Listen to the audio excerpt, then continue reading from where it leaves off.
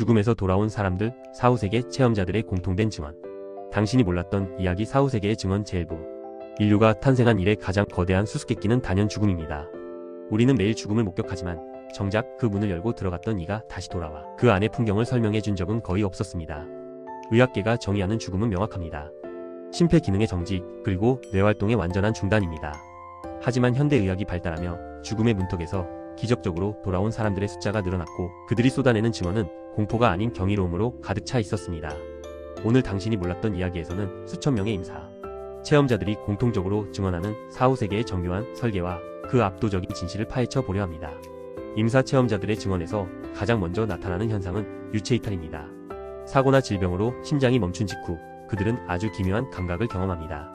평생 자신을 가둬두었던 육체가 갑자기 낯설게 느껴지며 의식이 천장 높이로 가볍게 떠오르는 것이죠. 이때 그들이 보는 장면은 지극히 현실적입니다. 수술대 위에 누워 피를 흘리고 있는 자신의 몸, 다급하게 심폐소생술을 실시하는 의료진의 손길, 그리고 당황한 기색이 역력한 간호사들의 대화까지 실시간으로 지켜보게 됩니다. 여기서 우리가 주목해야 할 실제 사례가 있습니다. 미국의 알 설리번이라는 남성의 이야기입니다. 그는 심각한 심장 수술을 받던 중 심정지 상태에 빠졌습니다. 나중에 의식을 회복한 그는 당시 수술을 집도했던 의사에게 소름 끼치는 질문을 던졌습니다. 선생님, 수술 중에 왜 닭처럼 양팔을 겨드랑이에 끼고 파닥거리셨나요? 의사는 그 자리에서 얼어붙었습니다. 그것은 그 의사만의 아주 독특한 습관이었기 때문입니다.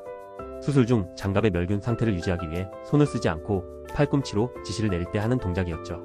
환자의 눈은 가려져 있었고 심장은 멈춘 상태였습니다. 육체적인 눈이 감긴 상태에서 그는 어떻게 의사의 기괴한 동작을 목격할 수 있었을까요? 유체이탈을 경험하는 동안 체험자들은 시각과 청각이 평소보다 수십 배는 더 예민해진다고 증언합니다. 우리는 보통 눈앞에 180도 정도만 볼 수 있지만 육체를 벗어난 의식은 360도 전 방향을 동시에 인지합니다. 벽 너머에서 가족들이 나누는 은밀한 대화나 병원 밖 주차장의 소음까지도 파악하죠. 하지만 이 놀라운 현상보다 더 그들을 압도하는 것은 바로 통증의 소멸입니다. 그들이 느끼는 평화는 이 세상의 언어로는 도저히 묘사할 수 없을 만큼 깊고 고요합니다. 이 평화로운 정체기가 지나면 의식은 어딘가로 강렬하게 끌려가기 시작합니다. 많은 이들이 이를 터널이라고 부르지만 누군가는 어두운 통로나 강물이라고 설명합니다. 중요한 것은 이 통로가 이승과 저승을 연결하는 단방향 포털이라는 점입니다. 터널 속은 칠흑처럼 어둡지만 무섭지 않습니다. 오히려 태어날 때 느꼈던 안락함보다 더 큰 포근함이 영혼을 감쌉니다. 그리고 터널의 끝에서 그들은 마침내 이 모든 여정의 정점인 빛의 존재를 마주하게 됩니다. 이 빛은 우리가 흔히 보는 전등이나 태양빛과는 질적으로 다릅니다. 체험자들은 그 빛 자체가 하나의 거대한 인격이자 지성체이며 압도적인 사랑 그 자체라고 말합니다. 그 빛 앞에 서는 순간 사람들은 자신이 평생 짊어지고 왔던 죄책감, 수치심, 공포가 한순간에 증발하는 것을 느낍니다. 그리고 그 메시지는 대개 하나의 질문으로 요약됩니다. 너는 내 삶에서 무엇을 배웠고 얼마나 많은 사랑을 나누었느냐? 이 질문과 동시에 임사체험의 가장 경이로운 단계인 삶의 회고가 시작됩니다. 이것은 단순히 과거를 기억해내는 과정이 아닙니다. 자신의 전 생애가 파노라마 영상처럼 눈앞에 펼쳐지는데 여기에는 시간의 개념이 존재하지 않습니다. 태어난 순간부터 죽음에 이르기까지의 모든 사건이 단 몇 초 만에 상영됩니다. 당신이 어릴 때 친구에게 건네준 사탕 한 알의 기억부터 성인이 되어 누군가에게 상처를 주었던 날카로운 말 한마디까지 단 하나도 빠짐없이 말이죠. 더욱 소름 돋는 점은 이 회고 과정에서 당신이 타인의 감정을 그대로 공유하게 된다는 사실입니다.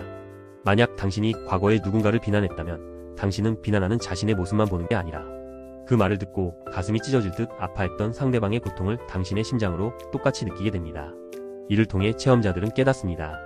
우리 모두는 보이지 않는 끈으로 연결된 하나의 생명체이며 남에게 한 행동이 결국 자신에게 한 행동과 다름없다는 우주의 섭리를 말입니다. 회고가 끝나면 체험자들은 종종 이미 세상을 떠난 가족이나 친구들을 만납니다. 그들은 죽기 직전에 병들고 초라한 모습이 아니었습니다. 심지어 자신이 살아있을 때 한 번도 본 적 없는 조상이나 태어나기도 전에 죽었던 형제들이 나타나 이름을 부르며 반겨주는 경우도 허다합니다. 이는 임사체험이 뇌의 단순한 착각이 아니라는 강력한 증거가 됩니다. 내가 알지도 못하는 인물의 정보를 스스로 생성해낼 수는 없기 때문입니다. 이 평화로운 재해와 안식의 시간이 흐르면 체험자들은 더 이상 나아갈 수 없는 경계선에 다다릅니다. 그 선을 넘으면 다시는 돌아올 수 없다는 것을 그들은 본능적으로 인지합니다. 그리고 그 지점에서 선택의 순간이 찾아옵니다. 빛의 존재가 말합니다.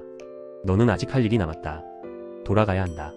체험자들은 그 평온한 곳을 떠나고 싶지 않아 저항하지만 어느 순간 보이지 않는 힘에 이끌려 다시 차갑고 무거운 육체 속으로 빨려 들어옵니다. 눈을 떴을 때 그들이 처음 느끼는 것은 육체의 극심한 통증과 무거움입니다. 하지만 그들이 겪은 변화는 가치관의 완전한 뒤바뀜입니다.